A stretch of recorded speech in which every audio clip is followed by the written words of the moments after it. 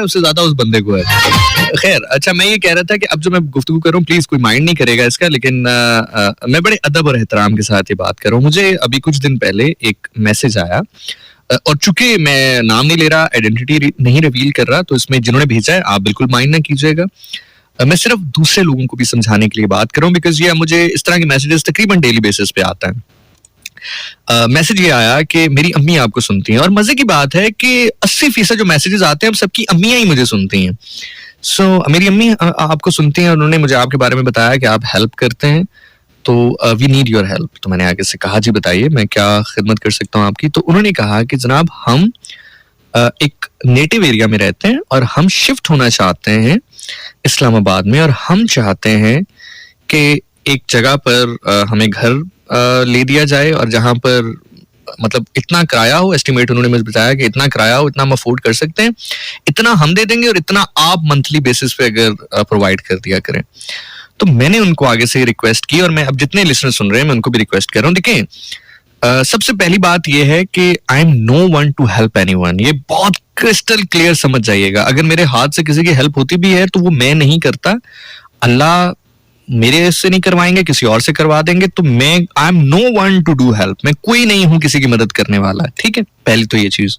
दूसरी चीज ये है कि मैं जो हेल्प करता हूं या मैं जो कोशिश होती है चीजें मैनेज करने की, वो इमरजेंसी में होती है। इमरजेंसी से मुराद ये होता है कि खुदा ना करे किसी को मेडिकल असिस्टेंस चाहिए, कोई हॉस्पिटल में है, जिंदगी मौत का मामला है, मेडिसिन का मामला है, हॉस्पिटल के अखराजात का मामला है, तो वहां पर एक इमरजेंसी है कि अगर इमरजेंसी ट्रीटमेंट स्टार्ट ना हुई तो वो बंदा इस दुनिया से रुखसत हो सकता है। आप समझ रहे हैं मेरी बात?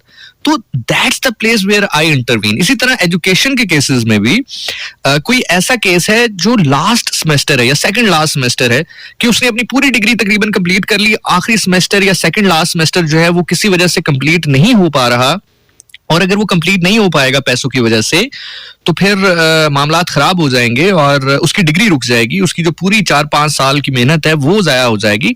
Then I intervene in that point. मैं फिर वो एक जो सेमेस्टर होता है उसको हम कवर करवा देते हैं, कोई ऐसा इशू नहीं होता। लेकिन ये चीज नहीं है कि मतलब फॉर एग्जाम्पल किसी को अपना सेक्टर पसंद नहीं है और वो अपग्रेड होना चाहता है किसी दूसरे सेक्टर में, तो मैं कहूँ जी हाँ चलें, आप इतने पैसे दे रहे हैं, इतने मैं डालता हूँ हर महीने और आप किसी दूसरे सेक्टर में शिफ्ट हो जाए। That is not the help actually, और ये कोई इमरजेंसी भी नहीं है। समझ रहे हैं मेरी बात? बाकी कोई किसी से राब्ता करता है तो कोई मान रख के करता है, आपका मान सलामत रहे, आपकी मोहब्बत सलामत रहे। लेकिन ये चीज थोड़ी सी क्लियर करनी जरूरी इसलिए थी कि मैं हर एक को इंडिविजुअल ये रिप्लाई नहीं कर सकता, हर एक को इंडिविजुअल ये बात नहीं कर सकता, और मुझे अच्छा भी नहीं लगता कि मैं इंडिविजुअली हर बंदे को ये बात रिपीट करता रहूं।